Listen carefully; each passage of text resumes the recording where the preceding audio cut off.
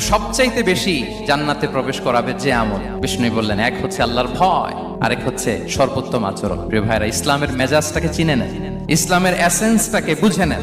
আমরা ভালো আচরণকে গুরুত্ব দিতে চাই না।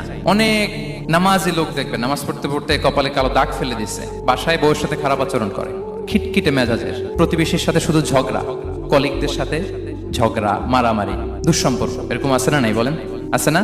কিন্তু নামাজি, অনেক বড় হাজি, একদিনও কোরআন তেলাওয়াত মিস হয় না।